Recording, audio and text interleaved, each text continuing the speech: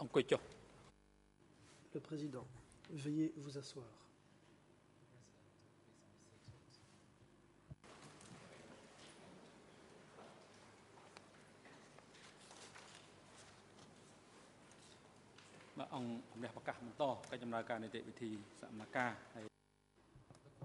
L'audience est ouverte. Aujourd'hui, la Chambre continuera d'entendre la déposition de la partie civile Lai Bouni.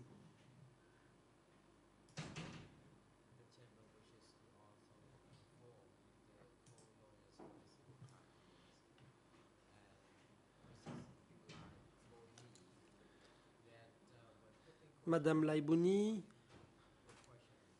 et ceci vaut également pour les co-avocats principaux pour les parties civiles, il convient de marquer une pause entre les questions et les réponses de façon à ce que l'interprétation puisse bien fonctionner, car hier, le rythme était assez élevé. Je demande au greffe de faire rapport sur la présence des parties à l'audience. Le greffe. Merci, Monsieur le Président. Toutes les parties sont présentes, sauf Monsieur Yengsari. Il est absent pour raison de santé.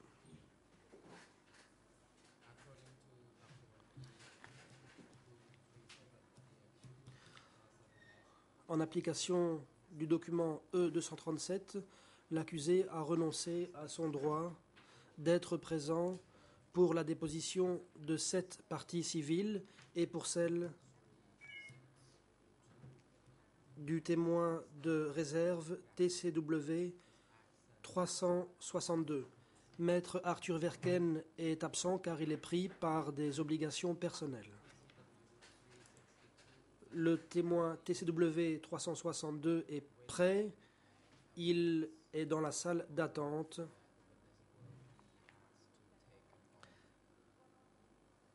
Prêt à prêter serment. D'après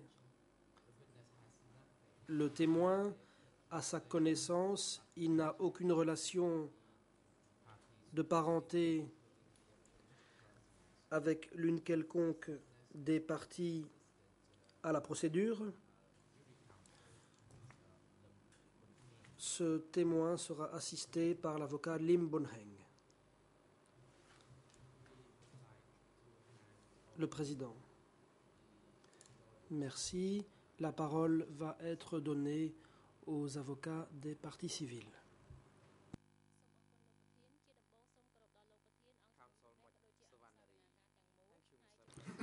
Maître Moksovanari. Merci, Monsieur le Président.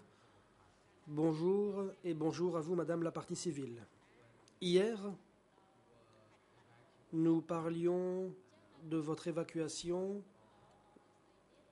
vers Kandal et Battambang.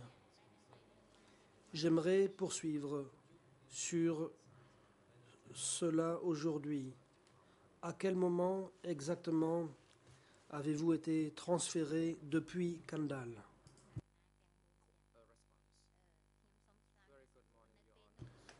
Réponse. Bonjour. Je ne me souviens pas de la date exacte, mais c'était très probablement au mois de mai.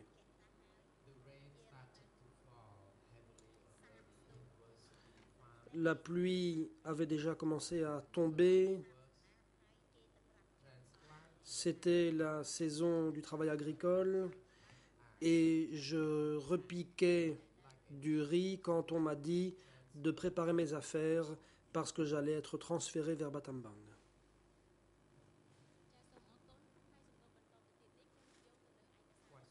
Question.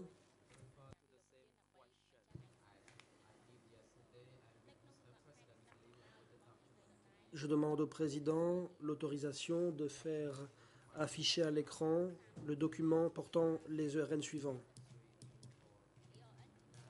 En Khmer 0037 32 49, en anglais 0037 91 59 et en français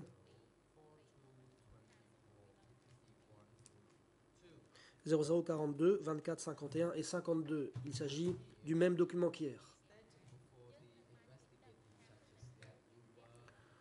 Au juge d'instruction, vous dites avoir été emmené en charrette à bœufs jusqu'au bord de la rivière, après quoi vous êtes monté à bord d'un bateau qui vous a emmené à Battambang. Vous dites avoir été transporté dans un camion militaire chinois. Voici ma question. En arrivant au bord de la rivière, combien de bateaux avez-vous vu embarquer la population? Réponse. En arrivant au bord de la rivière, j'ai vu 3 grands bateaux susceptibles d'accueillir plusieurs centaines de personnes. On nous a demandé d'embarquer immédiatement nos affaires car nous devions nous dépêcher pour arriver à Kampong Chnang avant le crépuscule.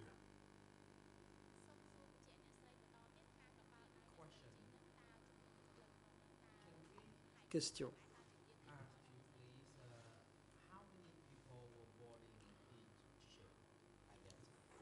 Combien de gens y avait-il à bord de chaque bateau? Réponse. Il n'y avait pas beaucoup de monde.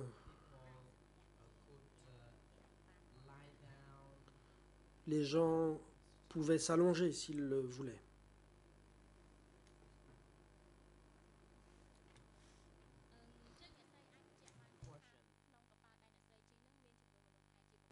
Question.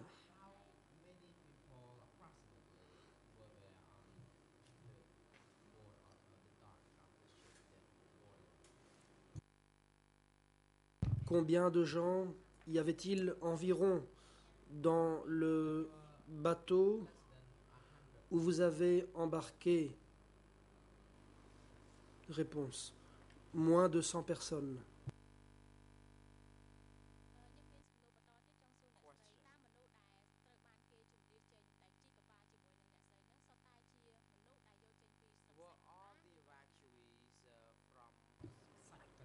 Question.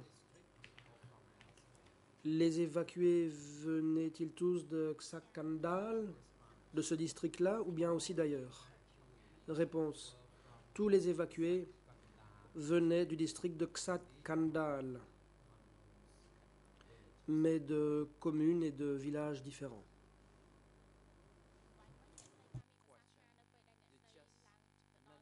Question.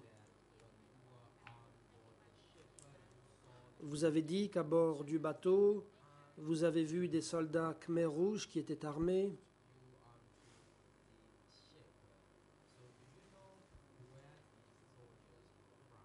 Savez-vous d'où venaient ces soldats?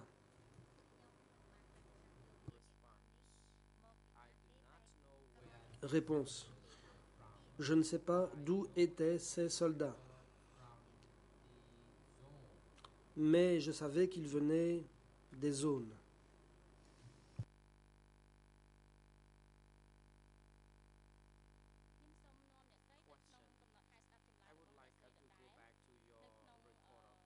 Question.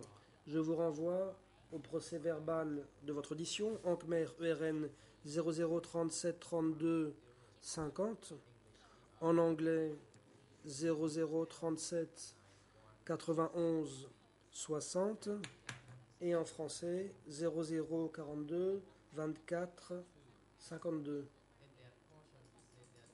Ici, vous dites qu'on vous a envoyé à la pagode Kokchum, à Pursat,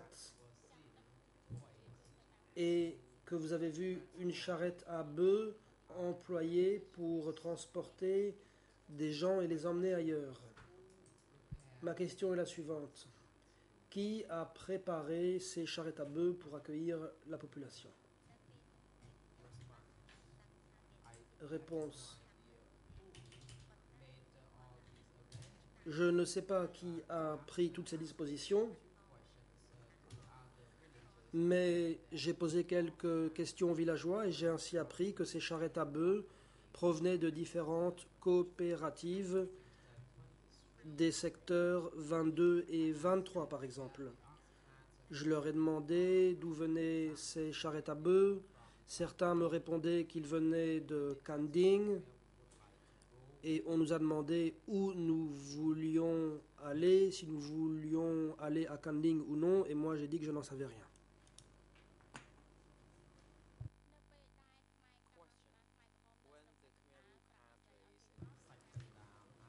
Question. À Ksakandal, quand les cadres Khmer rouges vous ont dit de partir, ils vous ont dit que vous seriez transféré vers Batambang, où il y avait abondance de nourriture.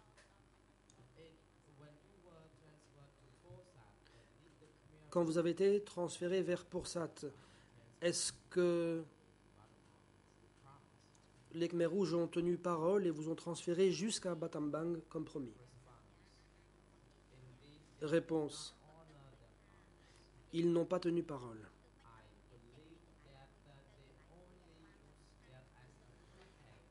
C'était juste un prétexte qu'ils utilisaient pour nous emmener plus rapidement.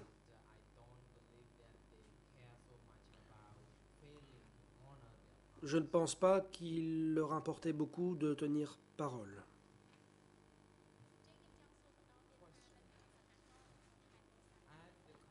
Question. Dans la coopérative, dans la province de Pursat, y avait-il assez à manger? La nourriture était-elle abondante, comme il l'avait dit? Réponse.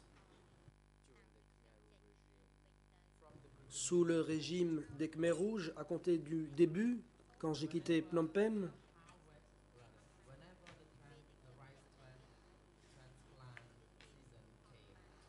dès qu'arrivait la saison du repiquage du riz, c'était la période la plus difficile du point de vue de l'alimentation. Nous n'avions pas à manger, surtout pendant la saison du travail agricole. Mais j'ai pu emmener avec moi des denrées alimentaires qui m'ont permis de survivre.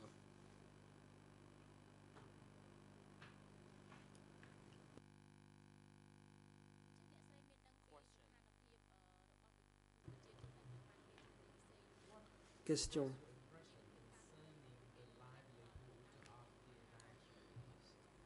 Quelle impression avez-vous eu des conditions de vie des évacués et des autres? Avez-vous eu l'impression que ces gens recevaient assez à manger? Réponse. À la coopérative de Kokchum, je n'étais au courant que de la situation des gens du village voisin. Dans ce village, les gens devaient défricher en coupant du bambou pour construire des maisons. Dans ce village, les évacués sont morts. Des familles entières ont été complètement décimées à cause des conditions de vie pénibles.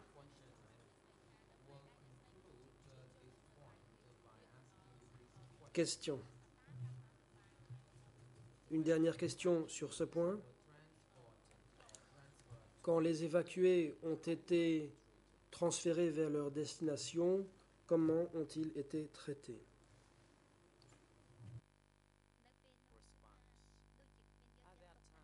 Réponse. Il n'y avait pas de traitement particulier. Nous avons dû nous constituer en groupe, prendre les repas en commun, avec 4 boîtes de riz à se partager à quelques-uns.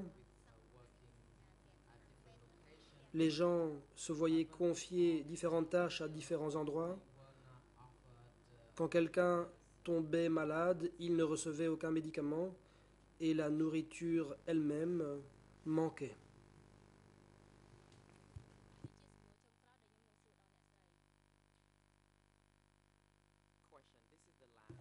Question. J'en viens à ma dernière question.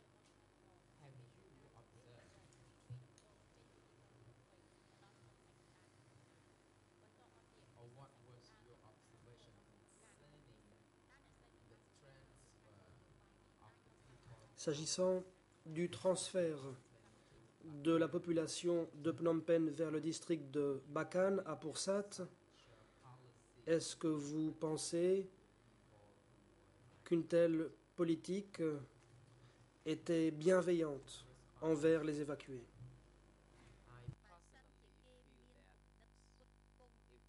Réponse.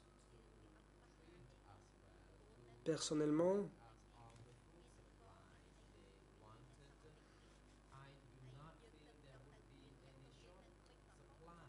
je pense que s'ils avaient voulu nous donner assez à manger, il n'y aurait pas eu de pénurie. Il y avait abondance de nourriture disponible. Mais les habitants de Phnom Penh qui avaient été évacués devaient essentiellement se faire rééduquer. Eux se moquaient de savoir si nous allions mourir ou non. Ils voulaient simplement nous rééduquer. L'avocate. Merci, Madame la partie civile, d'avoir répondu à mes questions.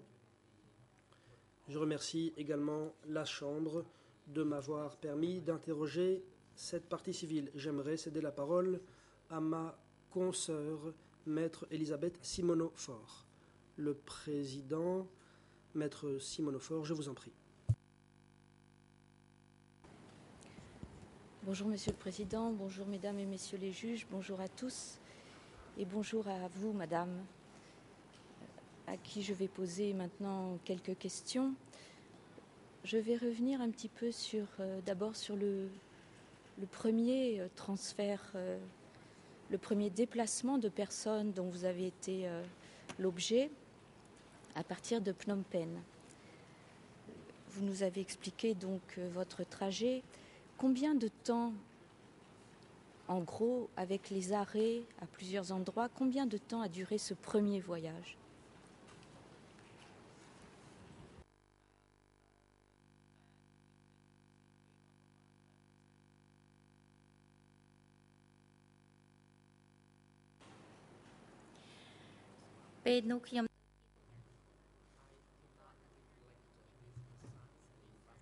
Je ne m'en souviens pas exactement, mais j'ai quitté le 17 avril.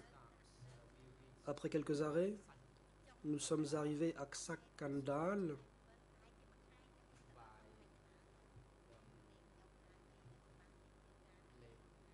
Nous sommes arrivés dans ce district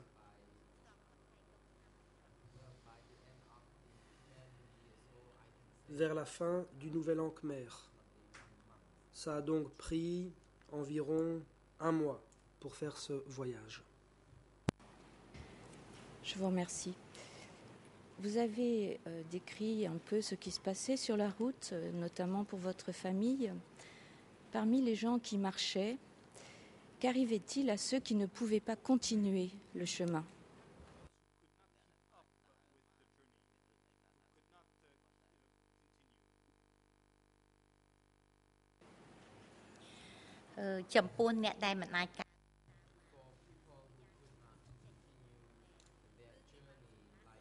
Les gens qui n'arrivaient pas à poursuivre leur route,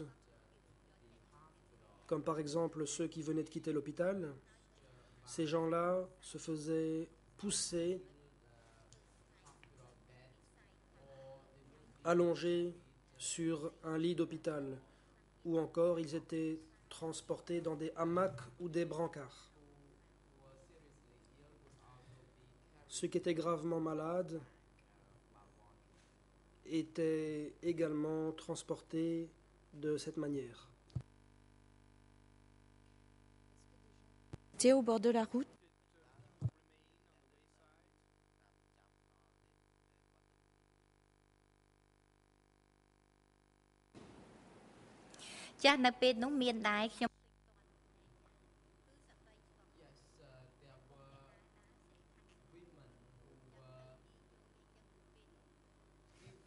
Oui, il y avait des femmes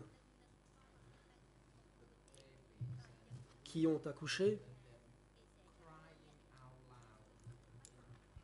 Nous entendions les cris de douleur de ces femmes en travail.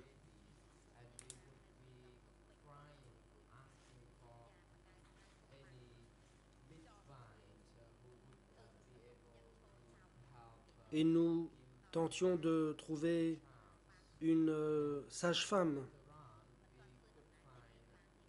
Plus tard, nous avons trouvé une sage-femme expérimentée qui a pu apporter son assistance à cette femme en travail.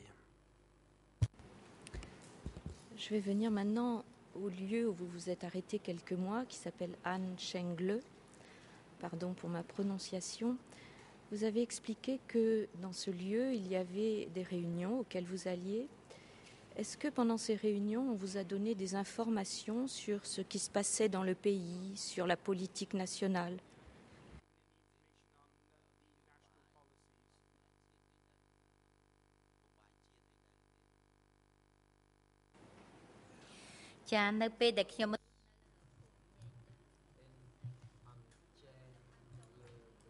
Au village d'An Cheng Le, j'ai assisté à des réunions de vie.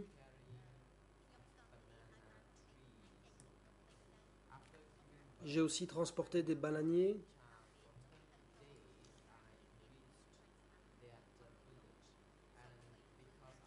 Après 20 jours, je suis arrivé dans ce village. J'avais peur d'être tué et j'ai aidé à transporter de lourds bananiers. Je n'ai pas eu le courage de dire que je venais d'accoucher 20 jours plus tôt. J'ai malgré tout dû travailler dur en transportant des fardeaux lourds. Pendant les réunions, on ne nous a pas parlé de la politique de l'encart. On nous a plutôt enseigné la manière de construire des canaux, des barrages, et on nous a dit de quelle manière nous devions exécuter les plans de l'encart. Merci. Est-ce qu'il est arrivé qu'on vous fasse écouter des discours des hommes politiques ?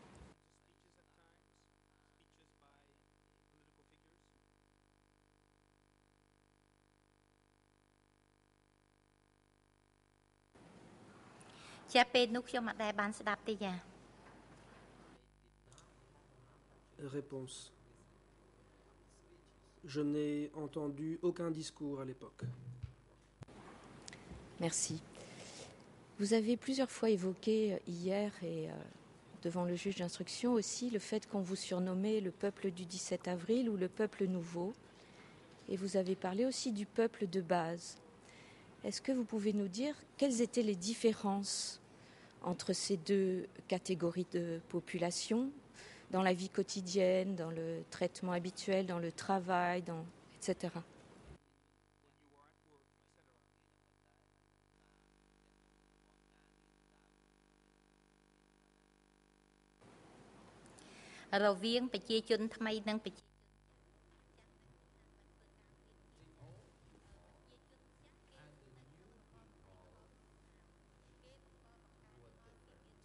Les anciens et les nouveaux étaient deux catégories différentes.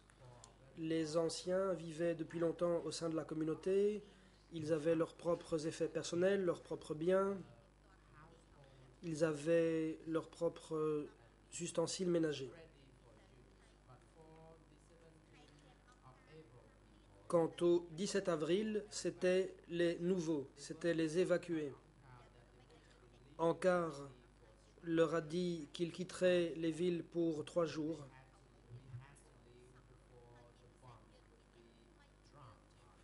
Car il fallait partir avant que la ville ne soit bombardée. Nous sommes donc partis les mains vides. Nous étions une famille d'ouvriers. Nous étions une famille d'hommes d'affaires. Il y avait différentes familles. Nous n'étions pas habitués au travail agricole.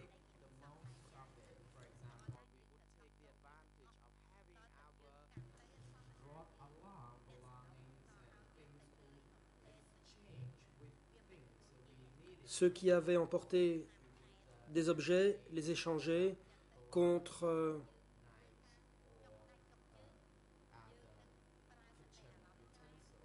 des ustensiles de cuisine ou des couteaux, par exemple. Nous avions du mal à effectuer le travail agricole. On nous accusait d'être des incapables, d'être passifs. Les gens du peuple de base, les anciens, travaillaient bien plus vite que nous-mêmes. Pour le travail agricole, les membres du peuple ancien prenaient quelques heures pour couvrir toute une rizière. Quant à nous, nous avions besoin de plus de temps, c'est parce que nous n'étions pas habitués. Est-ce que le peuple nouveau était respecté par les Khmers rouges comme le peuple de base, ou est-ce qu'il y avait une différence?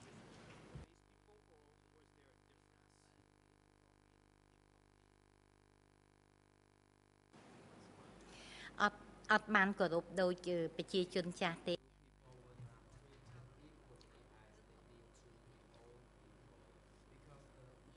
Les anciens et les nouveaux n'étaient pas traités de la même manière.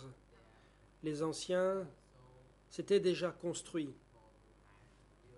C'était donc au tour des nouveaux de se construire. Je vous remercie. Vous nous avez dit hier que votre fille, Bonida, avait été malade sur le chemin pendant le transfert de population parce qu'elle avait mangé, parce qu'elle avait faim, du maïs décortiqué. Qu'est-il arrivé à votre fille?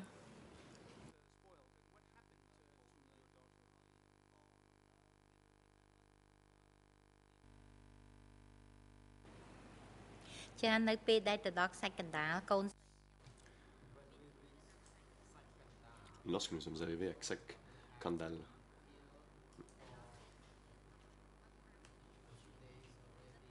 ma fille était déjà malade depuis plusieurs jours. Elle avait une diarrhée aiguë et nous n'avions pas assez de médicaments pour la soigner. Donc on m'a dit de ramasser des feuilles pour soigner sa maladie. Et tout le monde dans ma famille est tombé malade. Nous avons eu la fièvre.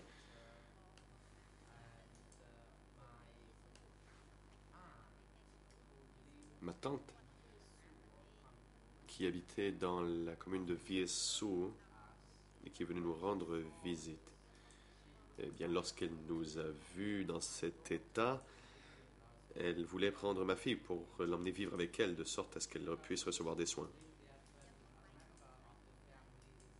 Elle croyait que lorsque un membre de la famille est malade,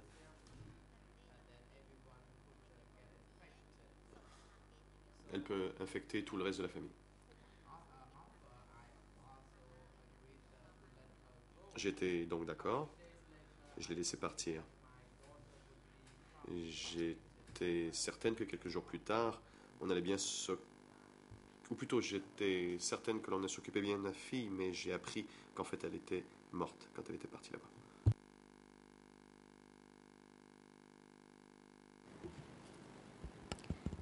Quel âge avait votre fille, madame?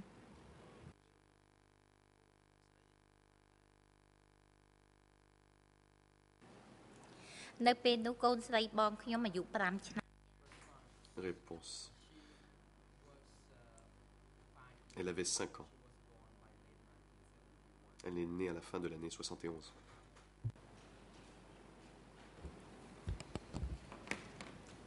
Dans ce premier lieu où vous avez vécu quelques mois, est-ce que vous avez vu ou est-ce que vous avez entendu parler de disparition ou d'arrestation?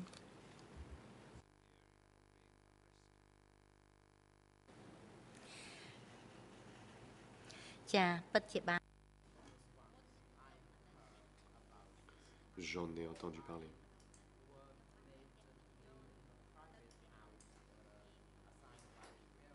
Avant de vivre dans une maison à laquelle m'ont envoyé les Khmers rouges, j'ai habité avec le camarade Yon, avec d'autres familles, et on m'a demandé de cacher mon identité. On m'a dit de garder le secret.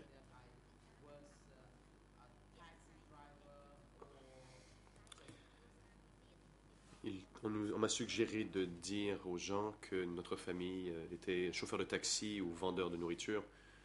ចូលឆ្នាំអីហ្នឹងគេចេញចូលដើរលេងនៅហ្នឹងគេស្គាល់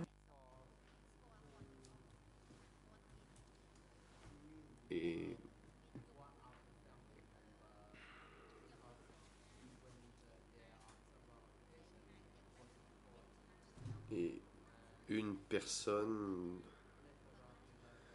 un membre de la famille qui se rendait là souvent a été dénoncé. Il a disparu, je ne me souviens pas le nom de cette personne, son identité a été révélée.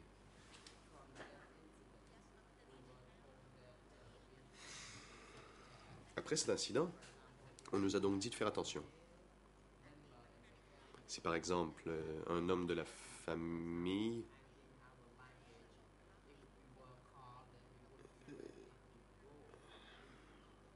il fallait être prêt à faire nos effets rapidement et partir. Heureusement, après cela, personne dans ma famille n'a disparu.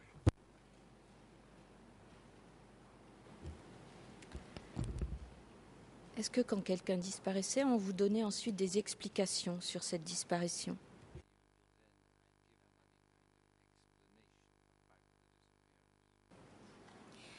គេអត់និយាយតែម្ដងគេគ្រាន់តែប្រាប់ថា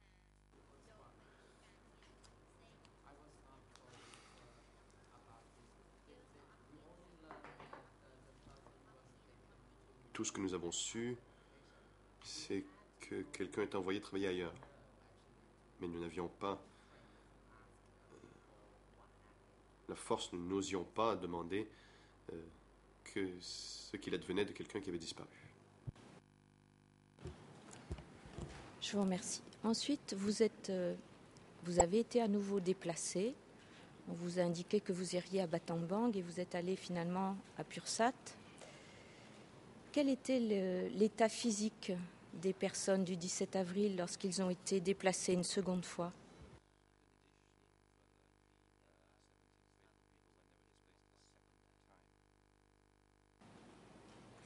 ចានៅពេលនោះសូម្បីតែខ្ញុំហ្នឹងក៏ឈឺដែរ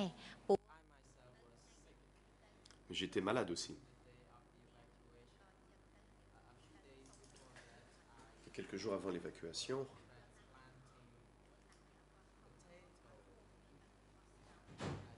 je plantais des pommes de terre dans mon jardin.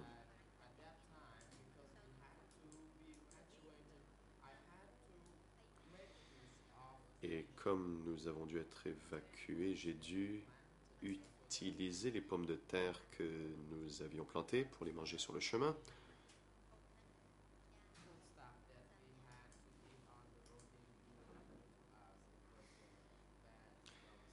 Mais la nourriture que nous avons mangée en chemin, en fait, nous n'arrivions pas à la digérer.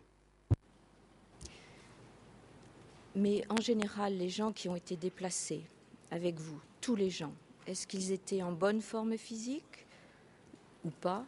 Dans quelle forme physique étaient-ils quand ils ont été déplacés?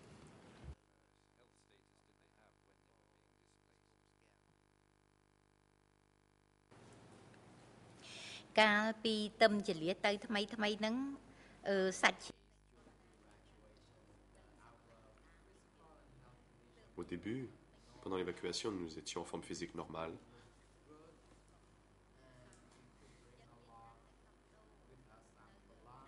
Ça allait plutôt bien, nous pouvions transporter des effets personnels que nous pouvions échanger contre du riz que nous gardions pour plus tard. À Pursat,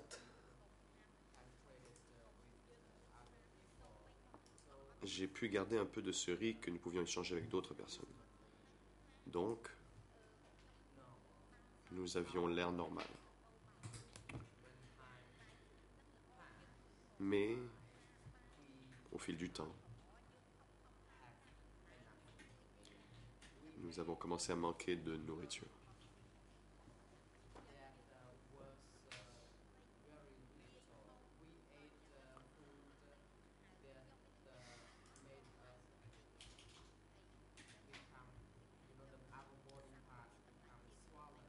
La nourriture que nous mangions faisait gonfler certains de nos membres et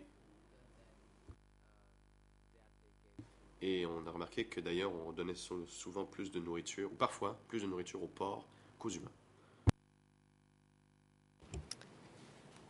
Je vous remercie. Après ce deuxième déplacement, vous êtes arrivé à Kochum. Est-ce que vous pouvez nous dire, madame, ce qui est arrivé à votre fils, Sinarit?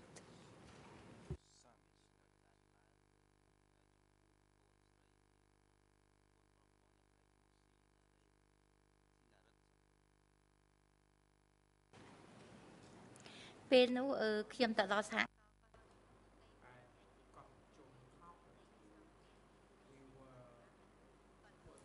Dans la coopérative de Kochum, on nous a répartis en différents groupes.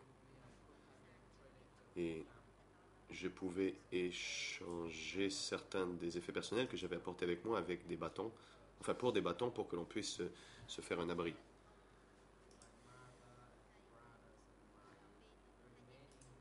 Ma mère, mes frères et mon fils étaient avec moi, mais nous devions travailler très dur. Nous n'avons fait rien d'autre que de nous concentrer sur l'agriculture. Et le soir, nous participions à des réunions de vie. Et on m'a critiqué. On m'a accusé de ne pas travailler de façon assez efficace. Avant, j'étais à Phnom Penh. Je me suis marié à un officier de haut rang. Je ne savais pas comment faire ce genre de travail. Dans la coopérative, je devais transporter de l'eau.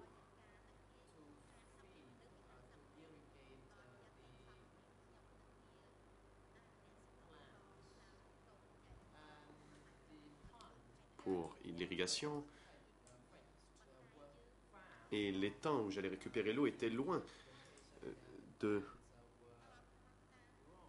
là où on faisait pousser les récoltes. Et c'était très difficile.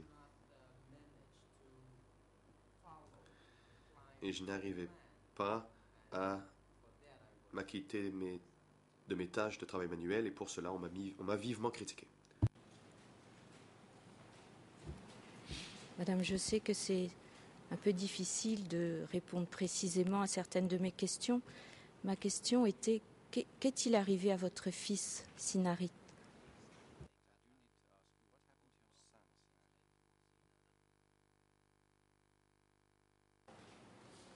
ចានៅពេលនោះកូនប្រុសរបស់ខ្ញុំចាប់ដើមឈឺម្តាំង Mon fils est tombé malade à nouveau. Il a eu la diarrhée.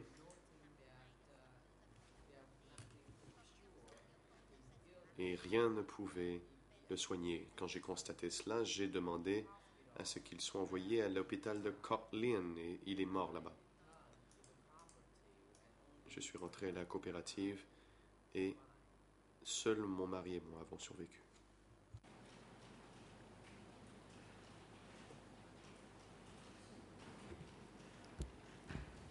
Excusez-moi d'insister. Qu'est devenue votre petite sœur?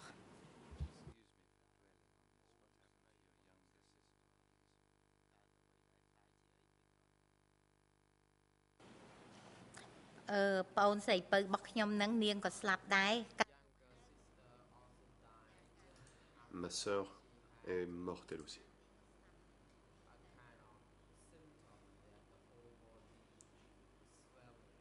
Elle a elle a eu une maladie, son corps au complet a gonflé et elle n'a pas pu survivre.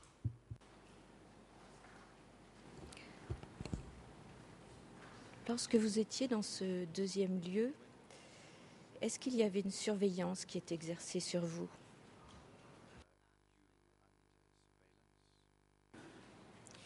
គេតាមដានរាល់យប់ចាមូលហេតុដែល En effet, j'en me surveillais tous les soirs. Et je remarquais que des membres de la famille disparaissaient, mais je devais garder le silence, car les murs avaient des oreilles. Est-ce qu'il y a eu des disparitions quand vous étiez dans ce deuxième lieu?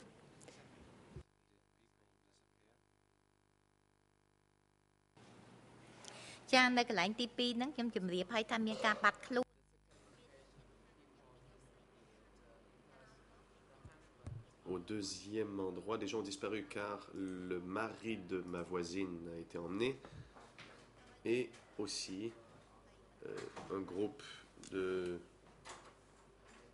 famille a été enlevé et par la suite c'est arrivé à moi et mon mari. Vous avez dit que votre mari était un soldat de Lon Nol et vous avez expliqué que après le premier transfert de population, c'est Jorn qui vous avait dit de cacher son métier et qui vous a aidé à cacher ce métier. Est-ce que par la suite, et notamment dans ce deuxième lieu, Kochum, est-ce que les Khmers rouges ont appris ce que faisait votre mari?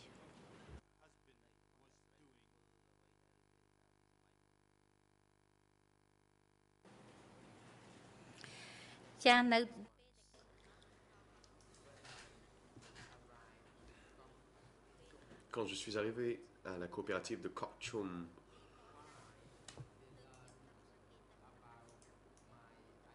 je ne savais pas comment ils ont su notre identité à mon mari et à moi.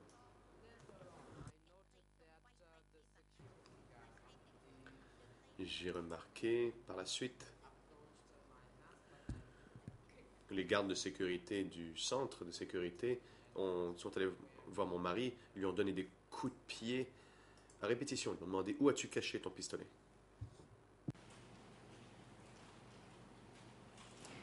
Est-ce que vous pouvez nous dire ce qui est arrivé à votre mari?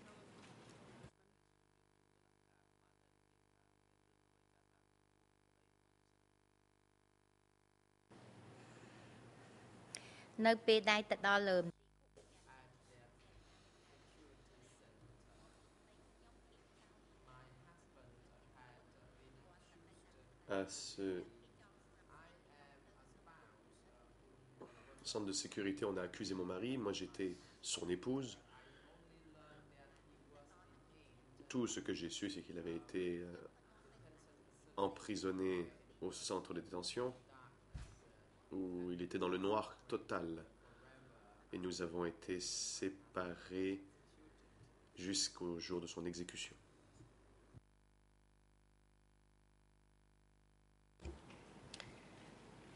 Est-ce que vous avez, vous aussi, personnellement, été arrêté à cause de lui?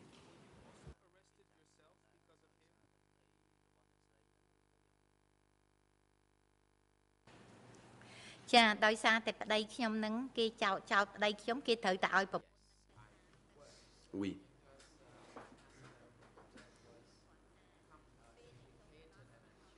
On a mis mon mari en cause. Il a été accusé. Et donc,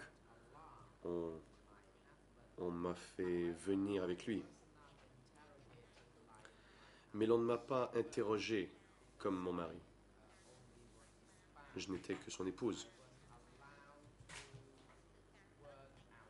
On m'a donc permis de travailler à l'extérieur dans la coopérative et je mangeais là-bas. Mais mon mari, lui, n'a pas pu profiter d'une même situation. Tout ce qu'il a eu, c'était une louche de gruau et une pincée de sel. Lorsque vous avez été arrêté aussi, et là où vous étiez, est-ce que vous avez constaté des disparitions ou des exécutions?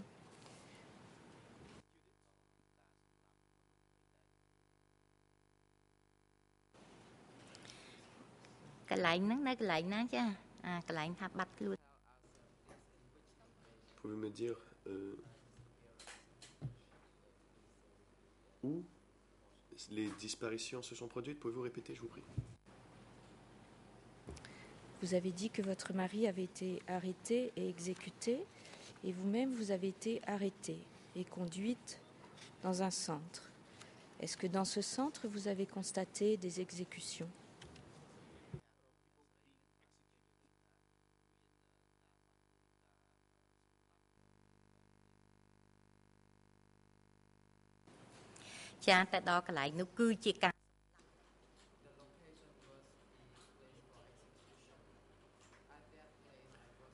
C'était l'endroit de l'exécution. À cet endroit, on m'a poussé dans une pièce. J'étais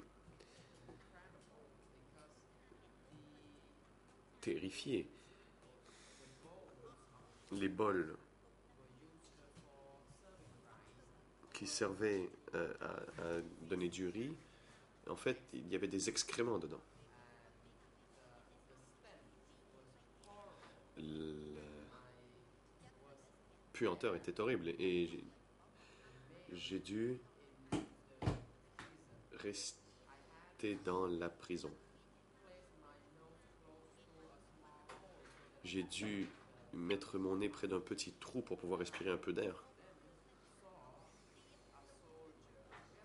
Et j'ai vu un soldat très jeune, un mineur, et qui était armé d'un fusil, qui venait demander le camarade Kang. Il accusait le camarade Kang d'avoir volé un poisson grillé.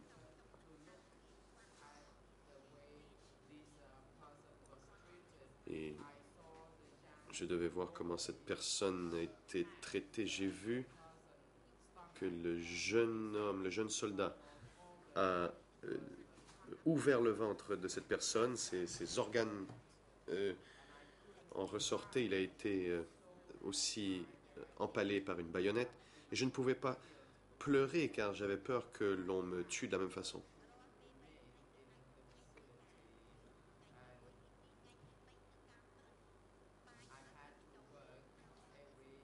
Je devais rester proche, je vais travailler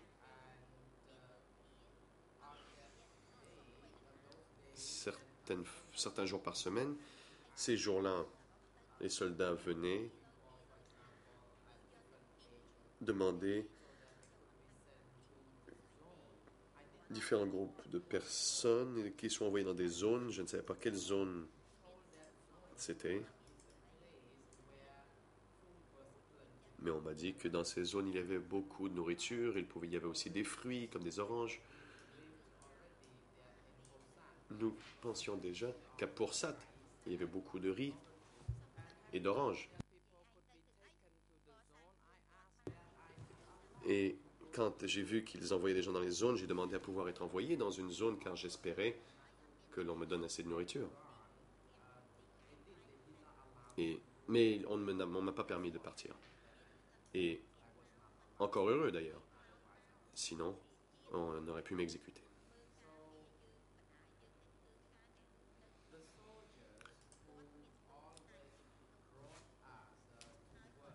Les soldats, donc, qui nous escortaient jusqu'au travail, ces soldats ont fini par devenir prisonniers eux-mêmes plus tard, certains d'entre eux.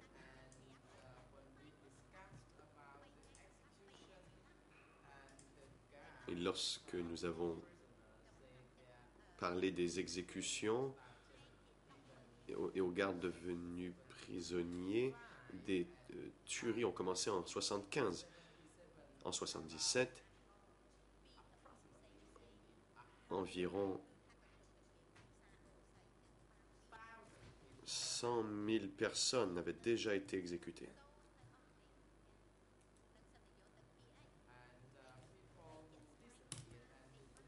Ceux qui ont disparu et qu'on pensait qu'ils avaient été envoyés dans des zones ont en fait été exécutés. Et leurs vêtements étaient rapportés pour que les autres personnes s'en servent. Donc, j'ai su par la suite que les zones, c'était en fait là où on exécutait les gens et que c'était que j'avais eu beaucoup de chances de ne pas y aller. Je vous remercie, madame. Je vais, pour conclure, aborder quelques questions peut-être un peu plus générales. Quand vous étiez à Phnom Penh, on vous a dit que vous reviendriez à Phnom Penh 3 ou 4 jours plus tard. Est-ce que par la suite, on vous a expliqué pourquoi vous ne retourniez pas à Phnom Penh?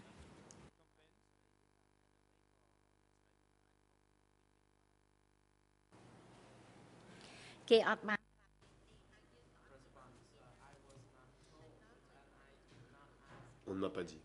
Et je n'ai pas osé demander.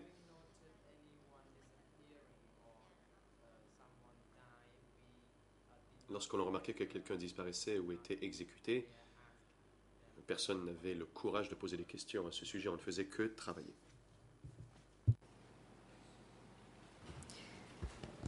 Quand vous avez quitté Phnom Penh, on vous a dit que c'était à cause des bombardements qui risquaient d'arriver de la part des Américains. Quand vous avez quitté votre premier lieu de vie, on vous a dit qu'on vous emmenait à Battambang parce qu'il y aurait beaucoup de riz et vous n'êtes pas allé à Battambang. Vous avez dit que les Khmers rouges vous donnaient des prétextes pour vous emmener et qu'il ne leur importait pas de tenir parole. À votre avis, quelle était la raison de ces déplacements?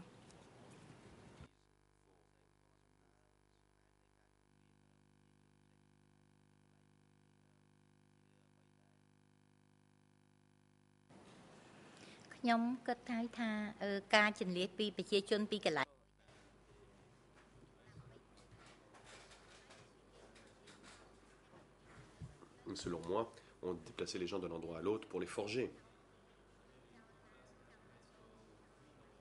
S'ils nous avaient dit qu'il fallait vraiment aller ailleurs, nous n'aurions pas été à l'aise à l'idée de laisser nos biens personnels derrière. C'est pourquoi on nous a dit qu'on ne quitterait que pendant 3 jours. Et finalement, nous sommes partis pendant beaucoup plus longtemps que cela. Et nous espérions toujours rentrer. Et c'est pourquoi nous essayons de nous rééduquer, de nous forger et de suivre les lignes de l'encart. Et en résultat, seules 2 personnes de ma famille sont demeurées. Et les autres sont mortes. Vous avez vécu l'évacuation de Phnom Penh, le premier transfert forcé, un premier endroit où vous avez vécu dans des conditions que vous avez décrites, puis un deuxième transfert forcé, puis un autre endroit où vous avez décrit les conditions, puis le centre de rééducation. Vous nous avez expliqué tout ça. Est-ce que, du fait de votre expérience vécue, est-ce que vous pensez que l'évacuation de Phnom Penh et le transfert forcé faisaient partie d'un plan ou d'une politique plus générale des Khmers rouges?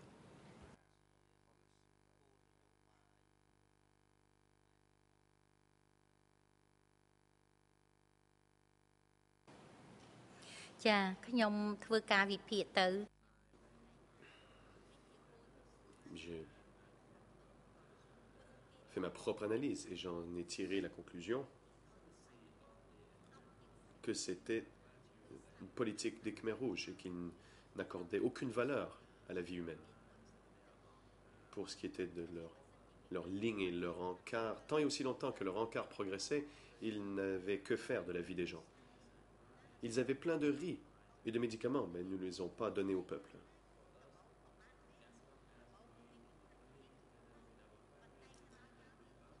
Nous faisions de notre mieux tant que nous pouvions vivre avec nos familles. J'ai essayé de me transformer. Et je pouvais repiquer le riz aussi bien que les autres. Mais ils n'accordaient aucune valeur à nos vies. En fait, ils voulaient nous éliminer. Toutes ces personnes qui avaient de nouvelles idées en se fondant sur leur façon de penser, la façon dont ils agissaient,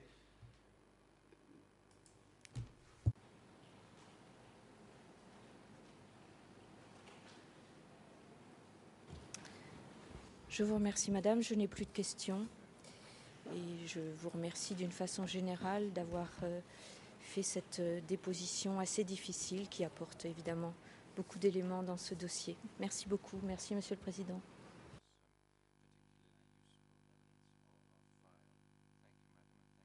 អរគុណជាបន្តឲ្យមានសម្រាប់វិទ្យការជូនទៅតំណាងសាបញ្ញា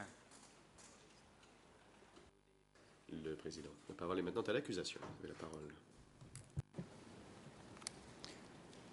Bonjour, Monsieur le Président, Mesdames et Messieurs les juges. Bonjour à toutes les parties, au public dans la galerie et bonjour à vous, Madame la partie civile Laïboni.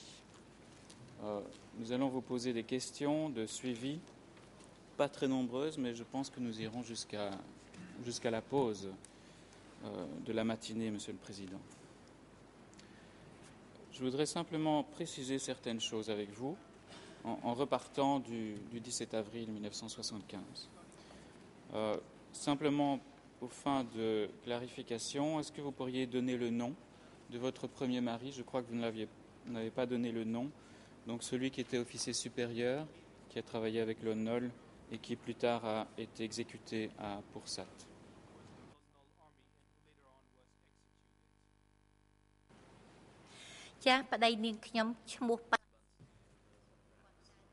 Mon mari s'appelait Prasinat. Il est né en 1948 dans la province de Pursat. Merci. Si j'ai bien compris ce que vous avez dit hier, vous avez dit que votre mari Prasinat n'avait pas pris part au combat contre les Khmers rouges dans la ville de Phnom Penh.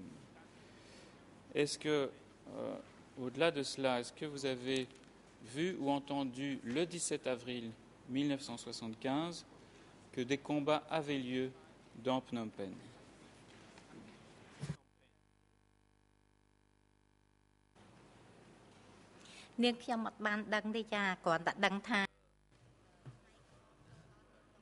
Je ne savais pas. Tout ce que je savais, c'est que les Khmers rouges étaient arrivés à Phnom Penh et que les tirs d'artillerie ont pris fin. Et tout le monde était heureux, tout le monde se félicitait pour la victoire du 17 avril 1975 et que nous aurions enfin la paix. Effectivement, vous aviez dit ça également, que hier vous étiez sortis dans les rues pour vous féliciter les vainqueurs et agiter des drapeaux blancs, tout en vous réjouissant de la fin de la guerre. Est-ce que vous aviez malgré tout peur du fait du passé militaire de votre mari?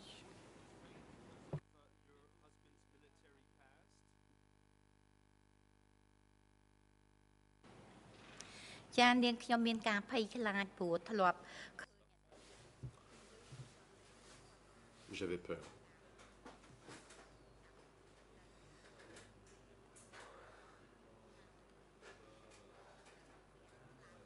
Car j'ai entendu que quand les gens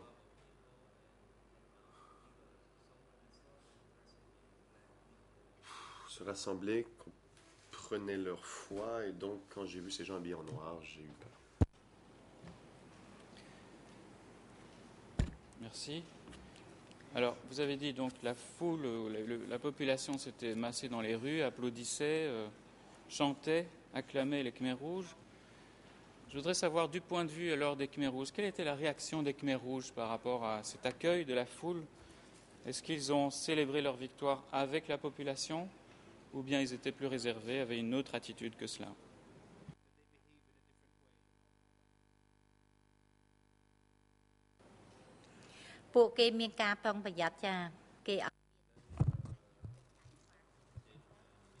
Ils étaient attentifs et vigilants.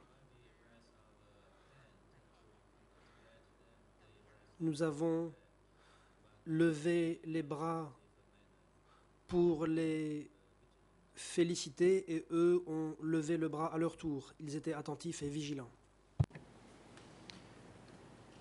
Merci. Hier, vous avez dit que les messages que vous aviez entendus des Khmers rouges, émanant des Khmers rouges, avaient été annoncés par voie de radio. Est-ce que vous pourriez préciser si les Khmers rouges, lorsque vous étiez dans la rue ou bien lorsque vous étiez déjà rentré à la maison, ont utilisé des porte-voix ou du matériel de sonorisation pour communiquer leurs premières paroles ou les premières instructions à la population?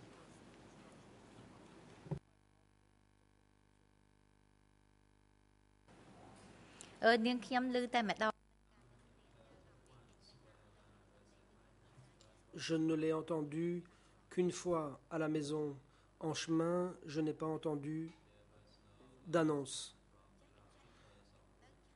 En route, il n'y avait pas d'annonce par haut-parleur. Il criait simplement que nous devions quitter immédiatement. Merci. Et à propos de cela, vous aviez dit qu'un soldat et puis 2 autres étaient venus à votre maison et vous avez donné cet ordre de quitter la ville immédiatement. Est-ce que, à la suite de leur venue, vous avez décidé de quitter la ville directement ou vous avez pris un certain temps pour rassembler vos affaires? Ou est-ce que les Khmers rouges eux-mêmes vous attendaient devant la maison pour être sûr que vous quittiez la maison?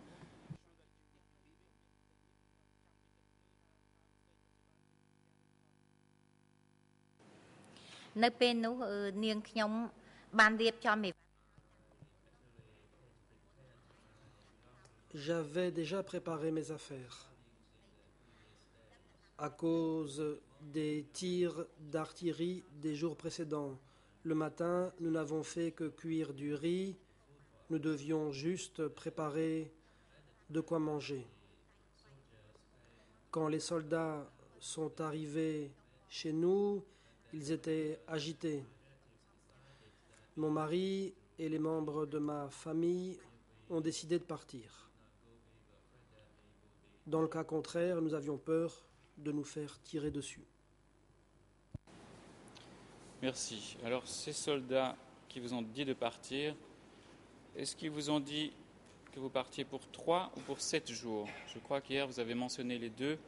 Est-ce que lors de ce premier contact avec les Khmers rouges, le 17 avril, est-ce qu'ils ont mentionné 3 jours ou bien 7 jours?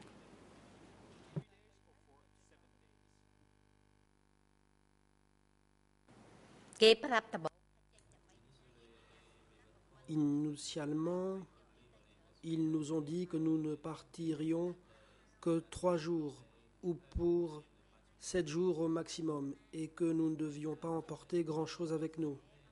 Je me suis dit la même chose.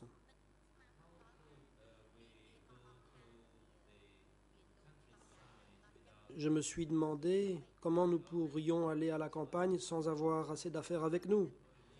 Donc je les ai crus. J'ai cru que nous partirions pour 3 jours ou pour 7 jours au maximum. Et c'est ainsi que tout le monde est parti. Vous avez dit que vous deviez vous rendre à la campagne. Est-ce qu'ils ont dit exactement où vous deviez aller à ce moment-là ou c'était pas clair?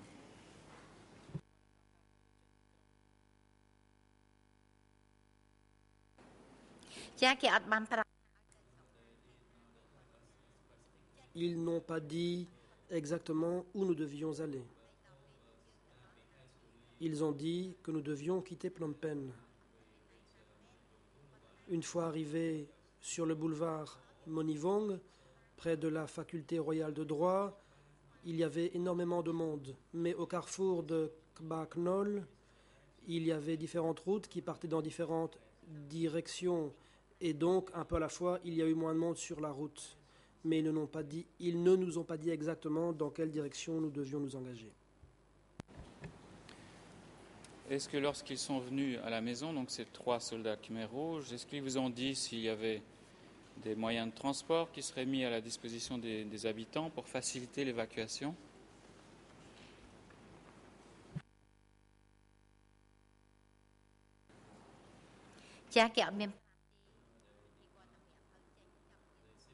Ils ne l'ont pas dit.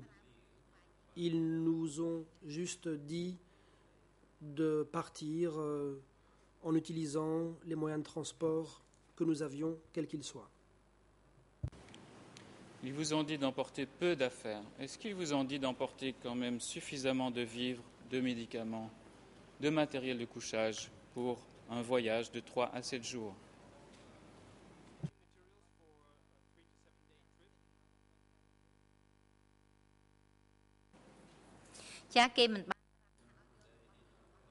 Non. Ils ne nous ont pas dit d'emporter telles ou telles affaires. C'était à nous de décider ce dont nous avions besoin au quotidien. Pour ma famille, nous n'avons pas emporté de riz car ça pesait trop lourd.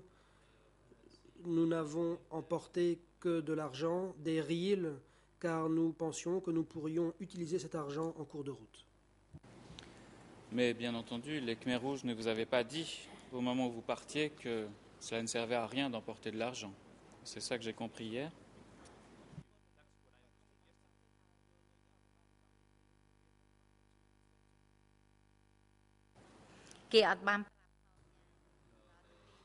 Non, ils ne l'ont pas dit. En cours de route,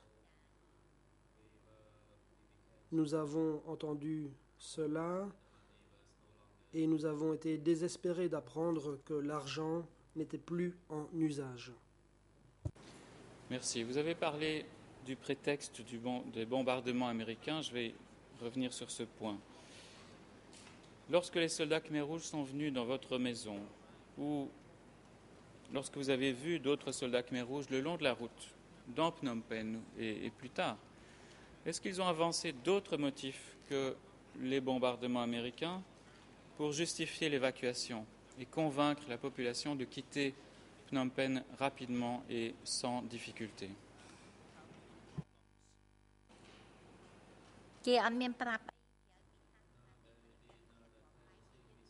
Non, ils n'ont rien dit de tel. Ils ont juste dit que les Américains allaient bombarder la ville. Bien sûr, nous avions peur des bombardements, et donc nous nous sommes empressés de quitter la ville.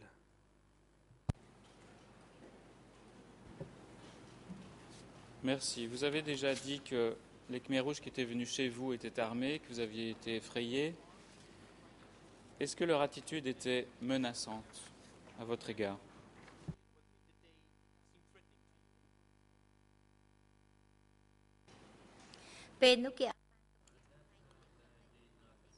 À ce moment-là, ils ne m'ont pas menacé. J'étais à l'étage, mon mari était en bas, il les a accueillis, ils étaient armés, ils étaient agités, et en voyant qu'ils avaient des armes, nous avions peur. Vous avez dit hier que l'ordre qui était donné de quitter la ville était ferme et que les Khmers rouges étaient agités et déterminés. Est-ce que la façon dont l'ordre de quitter la ville a été donné et cette attitude des Khmers rouges vous ont, à un moment donné, laissé penser que vous aviez le choix, libre et entier, de rester chez vous ou de partir?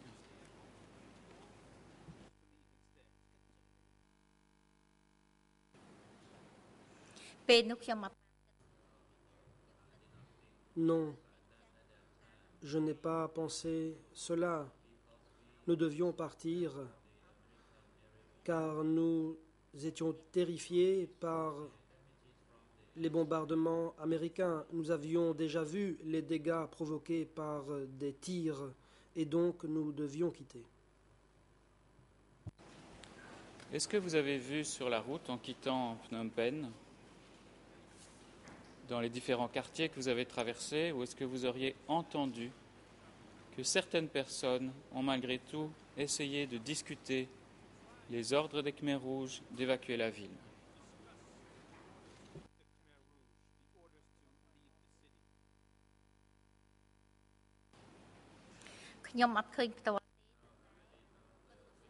Non, je n'ai rien vu de tel personnellement, mais des membres de ma famille l'ont vu.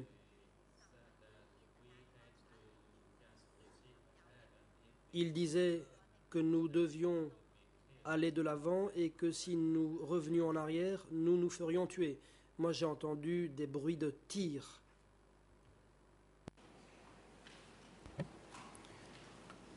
Est-ce que vous avez vu dans la ville de Phnom Penh, en quittant Phnom Penh, est-ce que vous avez vu des Khmers rouges tirer en l'air ou menacer les gens pour les forcer à quitter la ville plus vite, par exemple?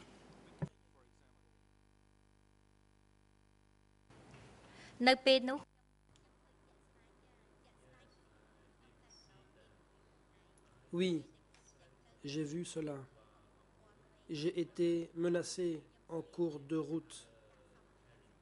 Je portais un sac vert, j'avais certains effets, j'avais de l'argent que je transportais à bord du camion.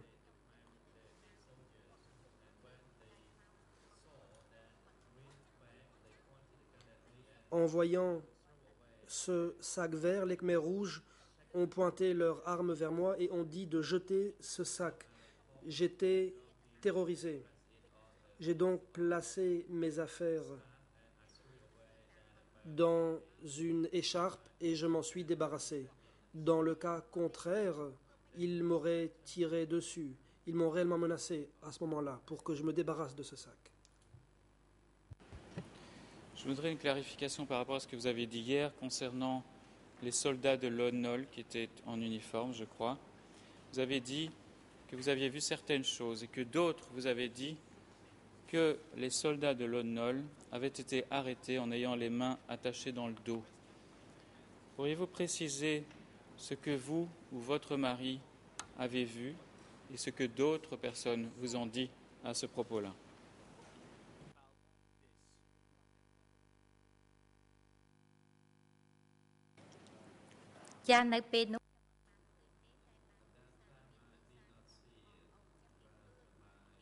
Je n'ai rien vu de tel à l'époque, mais mon mari et des membres de ma famille ont vu des arrestations. De ce point de vue-là,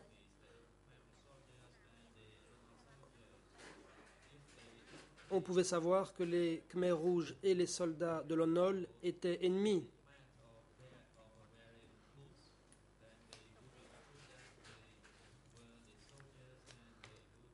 En voyant des gens porter des bottes, les Khmers rouges ont conclu que c'était des soldats et ils les arrêtaient. Et hier, vous avez donné un exemple d'un colonel, membre de votre belle famille, qui, à un barrage, avait été identifié comme militaire et qui avait dû, selon ce que vous avez dit, retourner à Phnom Penh pour y travailler. Avez-vous appris par la suite ce qui est advenu de ce colonel, de votre belle famille, après qu'il soit rentré à Phnom Penh?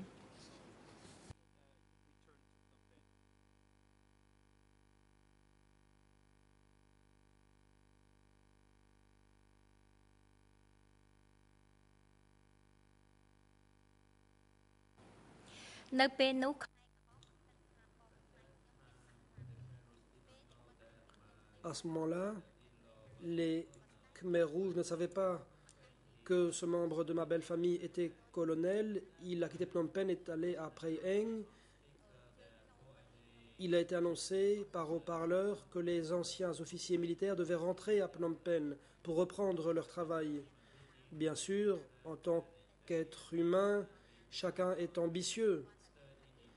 Personne ne veut rester dans l'inconnu. Donc après avoir entendu cela, il a pris ses affaires et il est retourné vers Phnom Penh. Depuis le jour de son départ, on ne l'a plus revu. Nous en avons conclu qu'il a été exécuté par les Khmers rouges. Merci. Hier encore, vous avez dit que lors de la sortie de Phnom Penh, dans votre quartier ou les quartiers adjacents, que vous aviez vu des cadavres, en tout cas que vous, votre mari, avez vu des cadavres dans les rues. Je voudrais savoir ces cadavres que vous avez vus ou que votre mari a vus, étaient-ils des civils, habillés en civil ou habillés en militaire?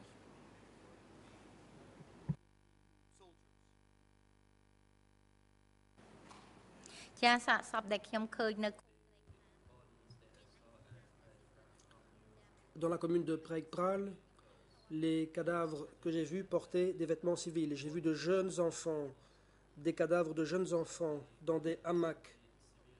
C'étaient donc de simples civils. Je ne savais pas pourquoi ils avaient été tués.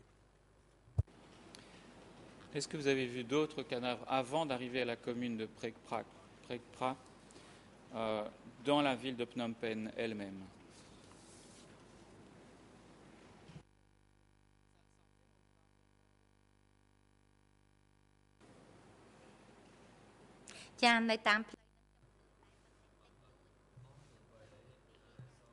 Sur la route, j'ai vu 1 ou 2 cadavres.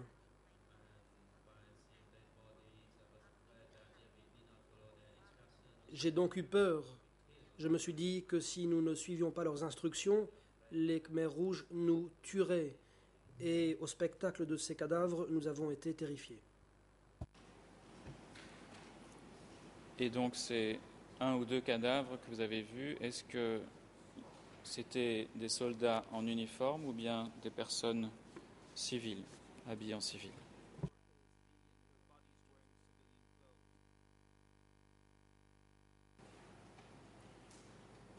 ដែលតាមផ្លូវខ្ញុំ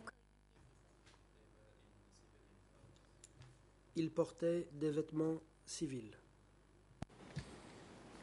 Hier, vous avez mentionné qu'il y avait eu plusieurs barrages sur la route et vous avez notamment mentionné celui de Chotal, où on vous avait dit que vous ne pouviez plus avancer ni reculer. Pourriez-vous nous dire si vous avez été contrôlé à d'autres points de contrôle sur la route par des soldats Khmer rouges?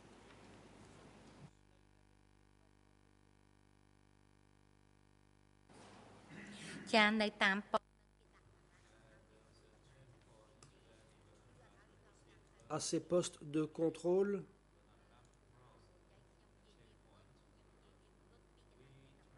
quand nous ne pouvions pas passer, nous essayions de prendre la fuite pour pouvoir retrouver nos parents dans le district de Ksak Kandal, province de Kandal.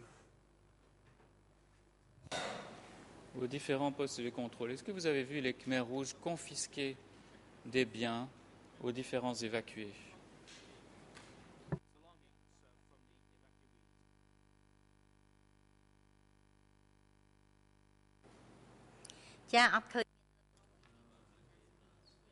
Non, je ne les ai pas vus confisquer quoi que ce soit.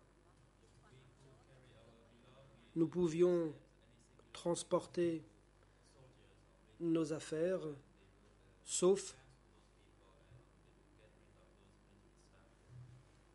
le matériel militaire, auquel cas ce matériel était retiré aux gens sous la menace d'une arme. Vous avez fait la distinction entre peuple du 17 avril et peuple de base. À partir de quand avez-vous entendu qu'on vous appelait peuple du 17 avril? Est-ce que c'était déjà sur la route menant à votre village ou bien c'était plus tard?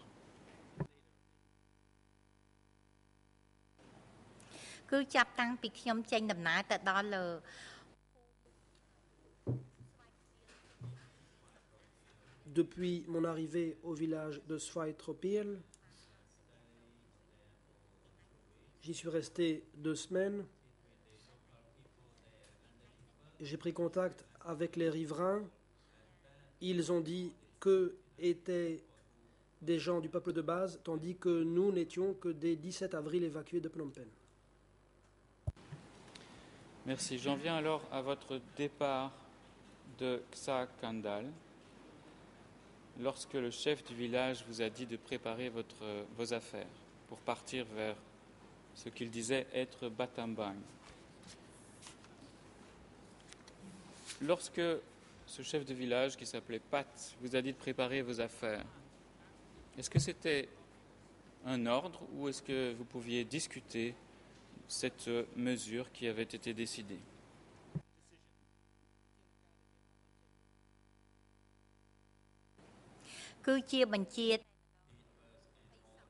C'était un ordre.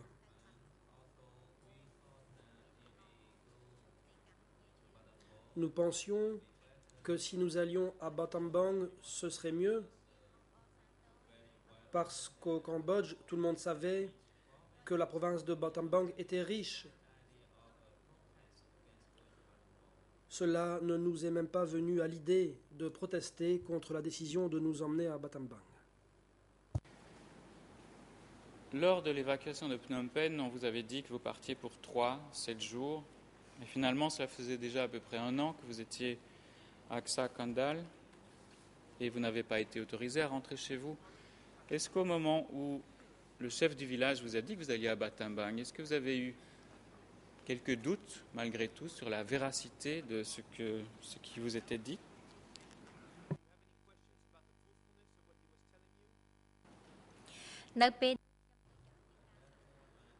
À ce moment-là, je n'ai eu aucun soupçon, parce qu'à Ksakandal, le chef de commune nous a dit que nous devions y aller, car là-bas, la nourriture était abondante. Or, là où nous étions, il n'y avait pas assez à manger, et il y avait trop de monde. Les familles nouvellement venues ne pouvaient subvenir à leurs besoins, raison pour laquelle nous devions partir. Merci. J'ai une dernière question qui est une clarification. Vous avez dit que tous les gens qui sont partis de Ksakandal vers Pursat, donc qui ont été emmenés par différents moyens de transport, étaient des évacués ou des gens du 17 avril. Est-ce que l'ensemble de ces personnes, vous avez mentionné environ 200 personnes, est-ce que l'ensemble de ces personnes sont restées dans les coopératives à Pursat ou bien certaines d'entre elles auraient continué par la suite vers Battambang?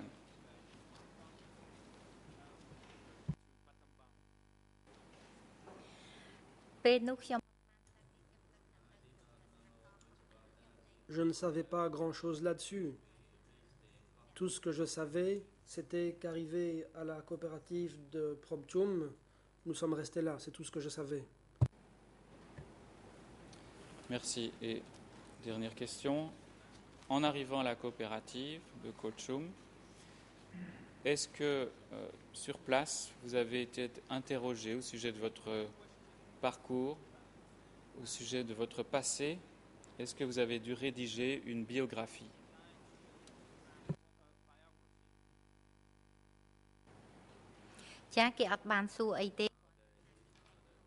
Non, ils ne nous ont rien demandé. Nous avons été répartis en groupes et unités.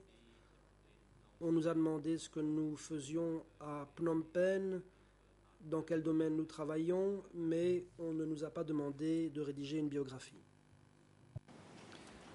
Et est-ce que là encore, comme vous l'aviez déjà fait auparavant, est-ce que vous avez donc mentionné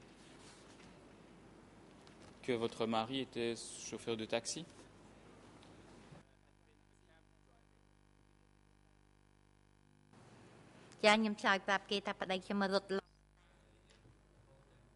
Oui, je leur ai dit que mon mari était un chauffeur de Lambretta.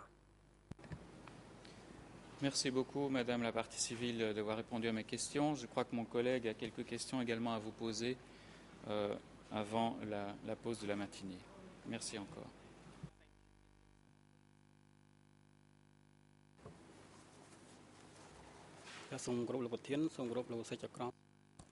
Chandra Rasmei. Bonjour Monsieur le Président, Mesdames, Messieurs les juges.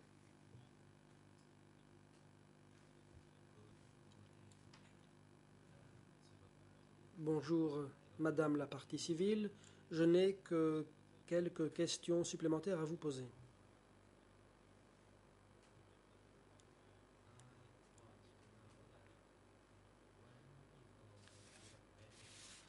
Quand les gens ont été évacués de Phnom Penh,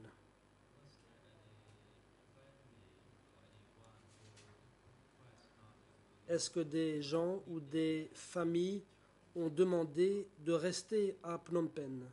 Une telle option de rester à Phnom Penh existait-elle? Réponse. Je n'en savais rien, je ne pensais pas aux autres, je m'occupais de ma propre famille. Je ne savais pas si d'autres familles avaient demandé à rester à Phnom Penh. Question. Lorsque des gens ou des anciens soldats de Lon Nol ont été arrêtés, est-ce que des hommes d'affaires aussi ont été arrêtés?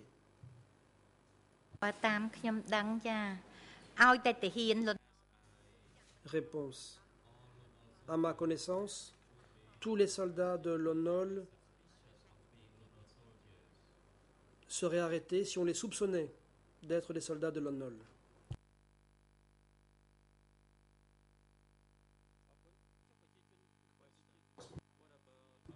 Question. Qu'en est-il des civils ordinaires ou des hommes d'affaires? Ont-ils également été arrêtés?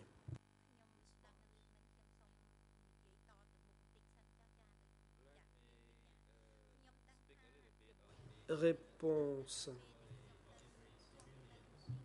Pour ce qui est des civils ordinaires, lorsque j'étais au bureau de rééducation, j'ai appris que les soldats n'avaient pas été les seuls à être arrêtés, mais qu'il y avait aussi des civils, lesquels étaient supposément des féodaux, des capitalistes ou des vendeurs d'or sur les marchés de Phnom Penh.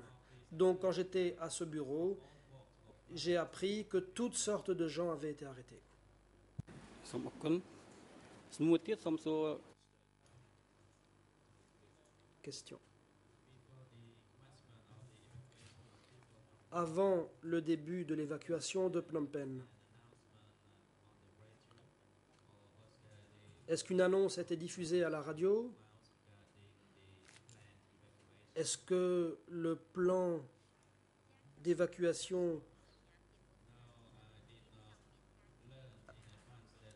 a circulé par le bouche à oreille? Réponse. Non, je n'ai pas appris à l'avance qu'il y aurait une évacuation. Ils sont venus rapidement chez nous en nous disant qu'il fallait partir à cause des bombardements américains. Question.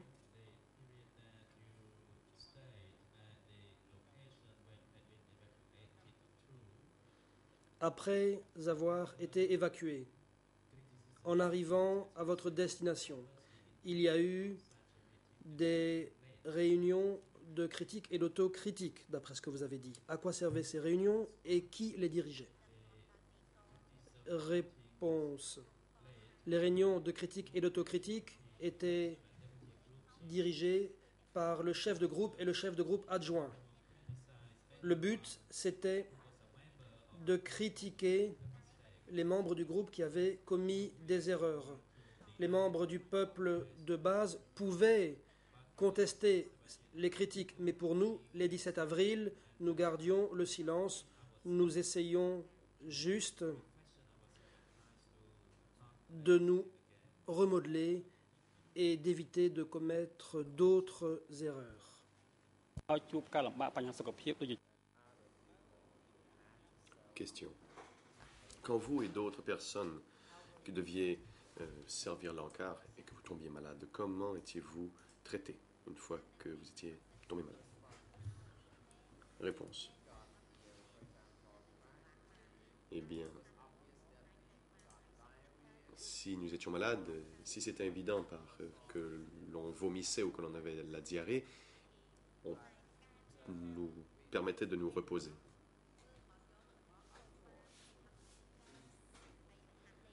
Mais nous ne pouvions pas nous permettre d'être malades, car sinon on nous accuserait de faire semblant. Et on nous regardait bizarrement. Question. Et que faisaient les gens dans la coopérative? Réponse.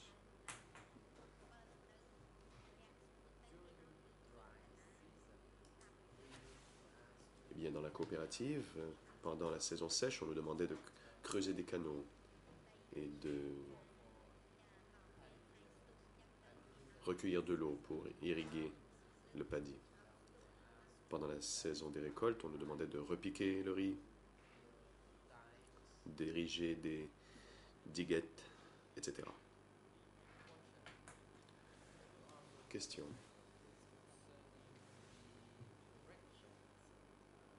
Pouvez-vous parler du centre de sécurité? Celui où votre mari a été emprisonné. Par exemple, le centre de sécurité de Takal ou d'autres centres. Pouvez-vous dire quelle méthode de torture était infligée contre les prisonniers? Le président. Madame la partie civile, veuillez attendre avant de répondre à la question d'accusation, car la défense de Yang Sari demande la parole. Maître, allez-y. Maître Angoudom. Merci, Monsieur le Président. Merci, bonjour à tous et à mes confrères. Je m'oppose à cette question. Elle porte sur le centre de sécurité. Et ces centres de sécurité ne sont pas pertinents pour le document E124. Le procureur. Monsieur le Président, ce matin, la partie civile a parlé du centre de sécurité. Et a parlé donc de l'endroit où son mari avait été emprisonné et torturé.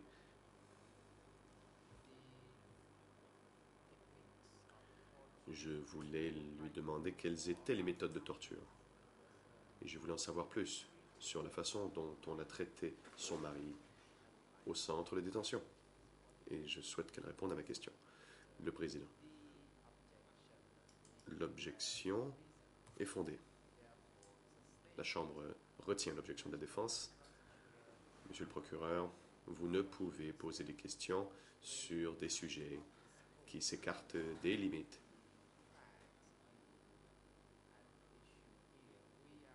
déjà établies pour le procès. Nous parlons actuellement de l'évacuation de Phnom Penh et des centres urbains. Veuillez donc vous assurer que vos questions portent sur ces faits allégués.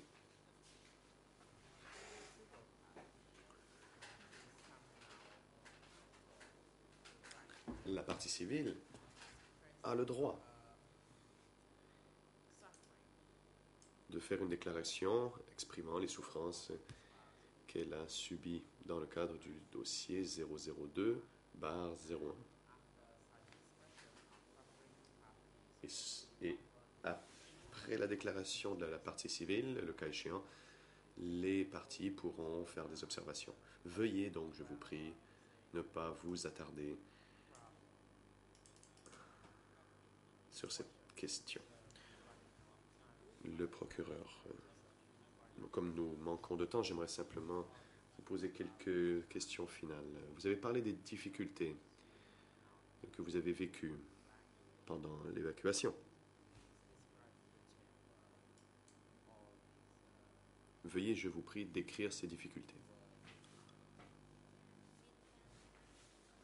ពួកខ្ញុំចាព្រោះដូចខ្ញុំជម្រាបហើយថាខ្ញុំជាអ្នកទីក្រុងភ្នំពេញ Réponse. J'ai vécu en effet plusieurs difficultés. J'ai grandi à Phnom Penh. Je ne me suis jamais habitué au travail manuel. Et je venais tout juste d'accoucher quelques jours auparavant. Quand on m'a évacué, j'ai été séparé de ma famille.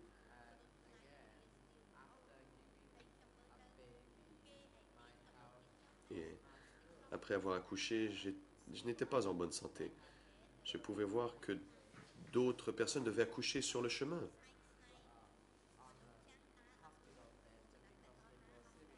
Et certaines personnes devaient être sur un lit d'hôpital car elles étaient très malades. Des personnes âgées ont dû marcher sans avoir de destination fixe. Donc toute personne qui a quitté la ville a vécu cela avec beaucoup de difficultés.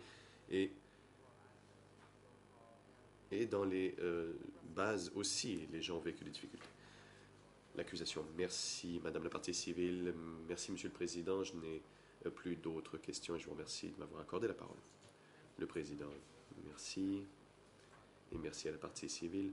Le moment est venu de marquer la pause du matin. Nous allons donc interrompre les débats. Huissier d'audience, veuillez apporter votre soutien à la partie civile pendant la pause et vous assurer qu'ils soient de retour avant 11h.